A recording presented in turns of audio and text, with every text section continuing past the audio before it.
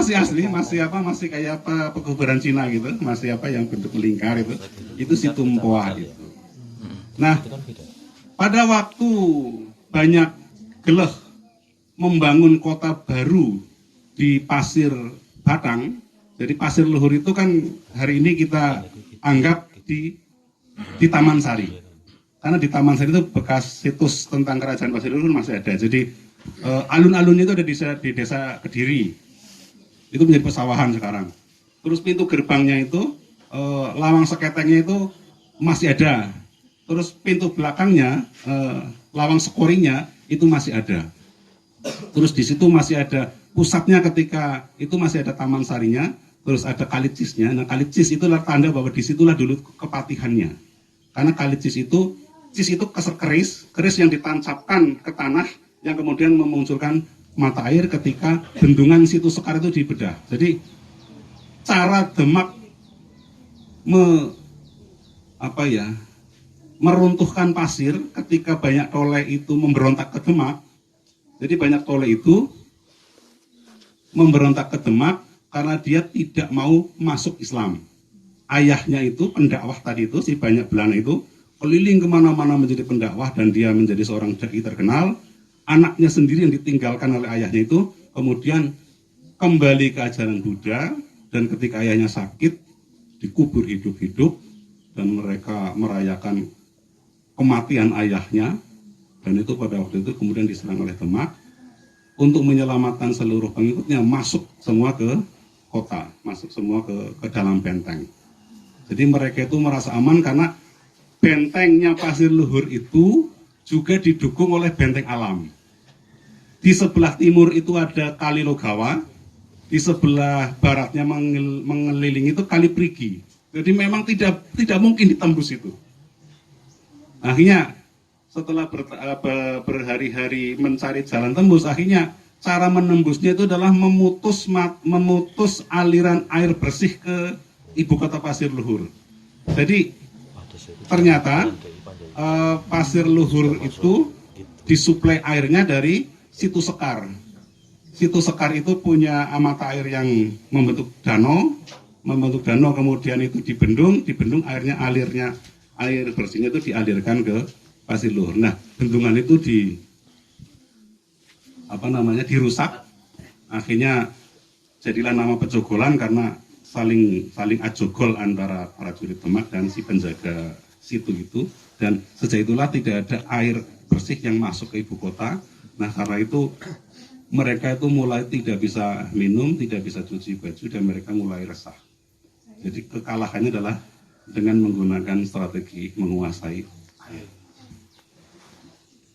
Nah, pada waktu pasir itu setelah diruntuhkan Demak itu kemudian dialihkan kepada Banyak Belana, kepada Banyak Geleh, itu pusat pemerintahnya dipindah ke timur laut. Jadi timur laut itu kalau saya bayangkan dalam bab itu dikasahkan timur laut, berarti kalau dari Taman Sari timur lautnya ya pasir sekarang itu. Itu cara menghias ibu kotanya itu adalah dengan menanam banyak sekali pohon pinang dan banyak sekali pohon kelapa. Alam intinya penghasilan ibu kota pada waktu itu dari penjualan kelapa dan penjualan pinang, devisanya. Nah, ketika si pusat pemerintahan Pasir itu pindah ke Pansurawis, ke Nogung, ada yang tahu artinya? Wedus itu ya wedus, bang itu ya merah, ing Wonogung di hutan lebat. Jadi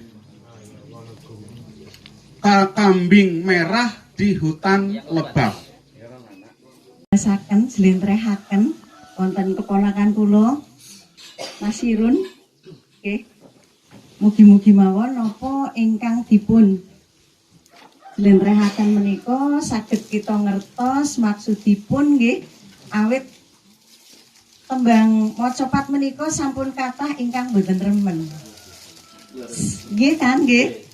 Ngantuki lah, angel lah, titilarase slendro napa pelok lah, sing slendro kepripun, sing pelok ke pripun. Tapi dengan adanya pertemuan seperti ini, walaupun Mas Irun mengatakan, Bi, terbatas orangnya. Oh ya, oke. Ngoten, terbatas. Dan memang terbatas, orang yang suka menyukai juga terbatas. Tetapi berkali-kali saya menyampaikan ke Nasirun, saya dukung 100% dengan doa. Mudah-mudahan apa yang dilakukan oleh Nasirun dari bobot-bobot yang sudah lalu, dan alhamdulillah saya selalu dilibatkan walaupun itu sekuku ireng bemboten wonten niku. Ing wonoku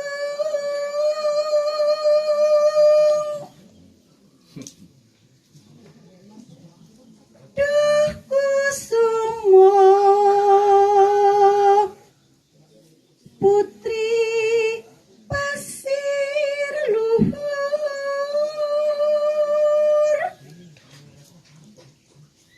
yen tantemu sun kekudang diko putri.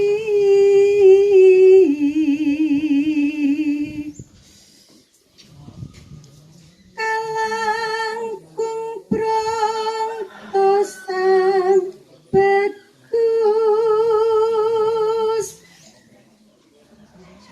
miter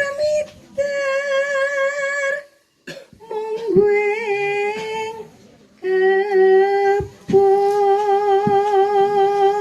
Menjelaskan apa yang tidak dimengerti agar panjenengan semua pahami. Jadi itu hanya untuk menceritakan bahwa si Kamandaka itu begitu melihat cipta rasa dalam pandangan pertama itu tidak bisa tidur, selalu terbayang wajahnya, dan untuk mengobati kerinduannya karena tidak mungkin ketemu, dia itu mubeng-mubeng keliling kebun itu, mubeng-mubeng seperti orang gila. Jadi miter-miter munggeng kebun itu. Kalangkung Brongto itu jatuh cinta yang kepati-pati. Jadi yang tadi dibilang wedhus bang ing Wonogung itu. Jadi ingin menggombal, ingin menyampaikan perasaannya. Monggo dilajengaken, Bu.